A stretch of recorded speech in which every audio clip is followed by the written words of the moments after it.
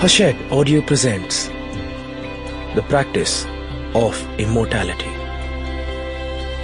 a monk's guide to discovering your unlimited potential for health, happiness and positivity. Written and read by the author Ishan, Shivanand. Be sure to look for your bonus PDF with a glossary and Samadhi meditation practices from the book.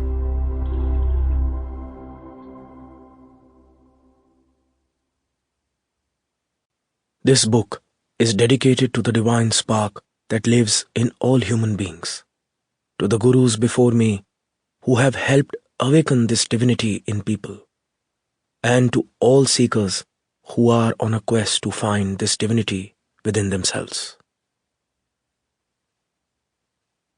The spirit is neither born nor does it die at any time. It does not come into being or cease to exist.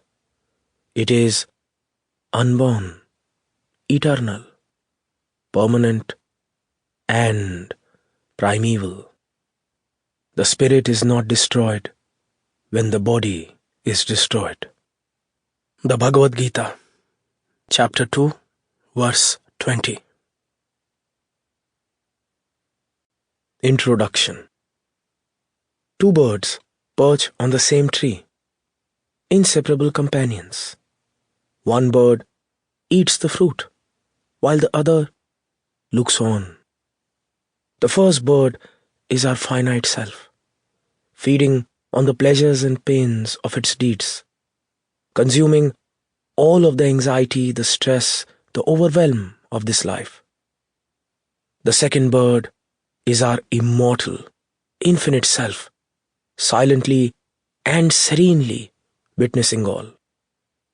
This book is about my journey and how I evolved from that first bird, bound by chaos, to the second bird, my immortal self. It is also about you, how you can discover that second immortal version of yourself. Here is a simple truth. We are not the finite beings that our limiting mindset would have us believe. Each one of us has untapped potential to not only enjoy, but to also create good health, success, happiness, and positivity, and to infinitely stretch, manipulate, and fully utilize the time we have been given to do it. For most of us, the limits of our minds are most often disguised as convenience and productivity. In this modern world, we are just a Google search away from knowing what to think, say, or do. We are dependent on food, alcohol, drugs, sex, social media for stimulation, so we remain in an endless sleep unless someone calls to us. Wake up. I was raised as a Shaivite, one devoted to Shiva. One of the great Hindu deities, Shiva is known by other names: Shambhu, meaning benign, Mahesh, the great Lord, and Mahadev, the great God, are just few of them. We Shaivites are oriented towards merging with Shiva, becoming one with him. In this tradition, the divine is not separate from us. It is a part of us. The universe is within us. All people already possess immortality within themselves. Most are just unaware of it. I am setting out to wake them from their slumber. I was born into an ancient lineage of yogis, and I spent the first 20 years of my life in a monastery, where each day we learned ancient yogic techniques to cultivate a strong, healthy mind and spirit. In this ashram, there were no clocks. There were no seconds, hours, days, or months. There were only seasons. When the cold winds came, we would say, "Ah, it's winter." When we saw the birds building their nests, we would say, "Spring is here, Our clock was our senses. All who lived in the monastery knew of a state called Mahasiddha, a state of unity where there is great stillness and a beautiful silence. Those rare few who were able to achieve it called themselves Mahasiddhas. They had mastered the process and mastered themselves. They were perfect. Their mortal selves completely merged with their immortal selves. They could cease dwelling on the past or worrying about the future. Time had no dominion over the Mahasiddhas. That is not because they had gained any kind of magical control over the literal ticking of seconds. They just knew a secret. The thing that makes us feel the anxiety of time moving too quickly or the pressure of an imminent deadline is never the actual passing of time. It is our own minds. The monks at the monastery were not afraid of death or disease or anything else. They had found an affinity with the rest of the world. They were made up of the same energy as the trees, the mountains, and the lakes. They had the same hours in a day, but all the time in the world. Yet, it was when I came out of the ashram that my real spiritual journey began. Then, I came to appreciate the reality of a certain parable I had been taught in the ashram.